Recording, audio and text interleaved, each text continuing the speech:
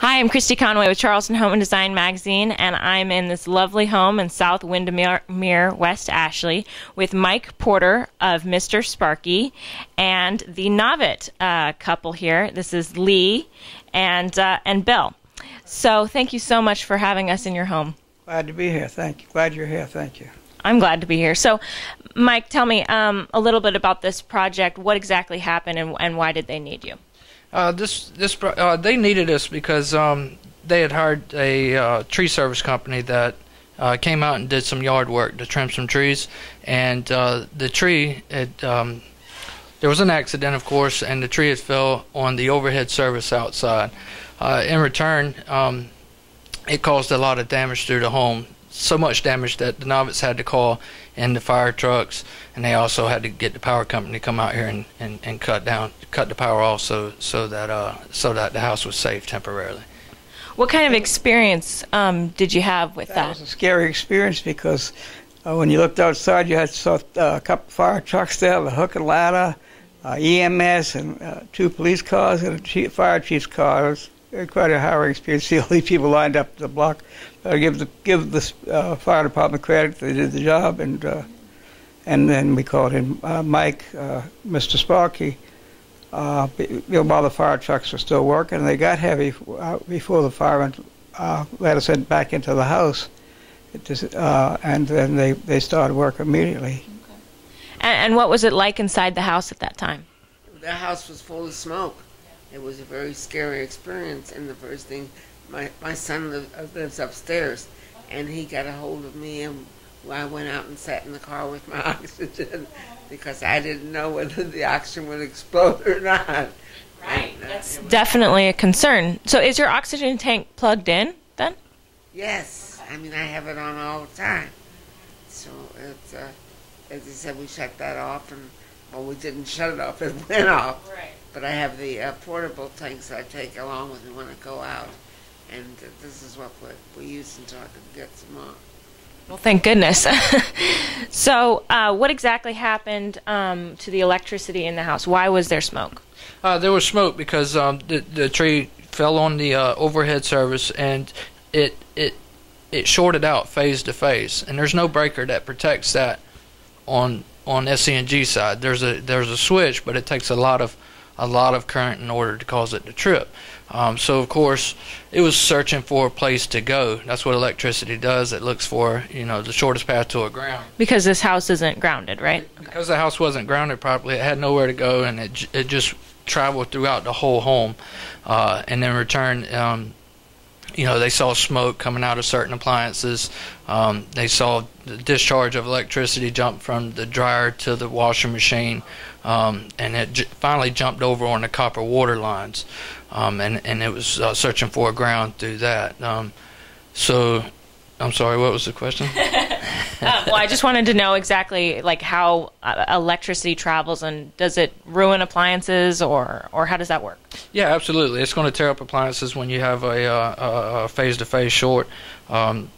It causes more voltage on those items, and there again, it came in on through the ground as well, so it's not running through the breaker. So everything inside your home is supposed to be grounded, or it certainly has a neutral that would allow electricity to come in through that conductor, and that's how it works.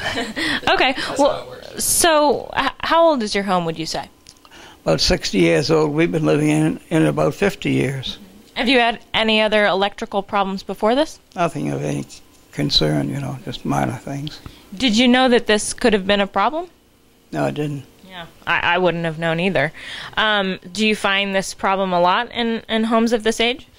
We find it on a daily basis. That's what we do. We just specialize in educating the consumer.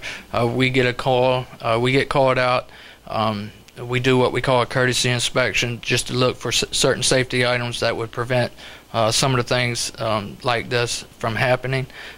Some people, take in that information and they choose to update their home, and of course some people do not. But that's our main focus is to educate the consumers and let them make an educated decision to bring their house up to date to try to prevent some of this stuff. But this particular incident would have happened either way because of the tree limb falling on the overhead. But it could have been very dangerous. That electricity could have jumped off one of those appliances onto the customer itself. Is that possible? That is possible, and they could also have been touching a metal housing on something and became energized at that point. So that it could have been a very, very ugly situation, which thankfully it was not. But And what about with the oxygen tank? Could it have possibly affected Lee? I'm not sure. I'm not sure. What kind of mechanisms are built into the pump itself. If it has a shutdown or what have you. I do know. It's obviously very flammable. So yeah, I would assume that it would have been very dangerous had that have been affected where it was plugged in.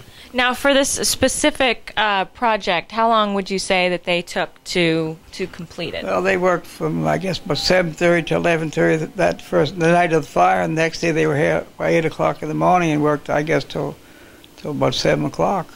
But when they were through, and we could, go back to our normal life at that time. Have you guys, used Mr. Sparky since the incident? I don't think so, have we? I don't. What about the plug in the kitchen with the toaster? Was that done at the same time? Yes, it was. The plug was put in. And there was some problem in the garage. I'm not sure what it was, but they got that straightened out too. So would you say that you were pleased with the work that Mr. Sparky did? Yes, we certainly were, because they got right on the job and finished the job and had the people on the job to get the work done. How many people were out here during that time? I don't think there were less than 3 and maybe 4 or 5 the next day. Wow. Do you always have that kind of staff available to work on a project like this? We do in certain situations. Of course, we don't just ride around with 5 people on the truck. Sure. We try to, under emergency situations, we try to accommodate the calls that we have that are new installs. We try to get on the phone and call those customers, explain to them the situation that we're under. We still get to them the same day. It's just our time frames may be off, and that's one of the things that we push hard is to make sure that we meet our appointments. But of course, things do pop up like the novice incident, and we're scheduled out in advance, so we do have to finagle that a little, and thankfully. We got a great team that's in place that's able to accomplish that. So if this were to happen, let's say in a storm with a tree branch that comes down, in the same situation, would they be able to get a hold of you after hours? Yeah, absolutely. Our telephone number is 843-225-5998. We have a live person, that answers the phone 24 hours a day, 7 days a week, through all holidays. We got on-call technicians. We got a backup, so if they get overwhelmed, there's someone backing him up as well. And we're growing. So the more that we grow, the more people we're going to get in place, the more we're going to be able to help out the consumers. Now, if you don't have an emergency situation, would you recommend maybe somebody checking out your website? Yes, our website is www.mrsparky.com. Cool. Well, thank you so much for having us out here. It was really a nice experience to learn that you guys are safe, I guess. I'm glad you are. Well, thank you too.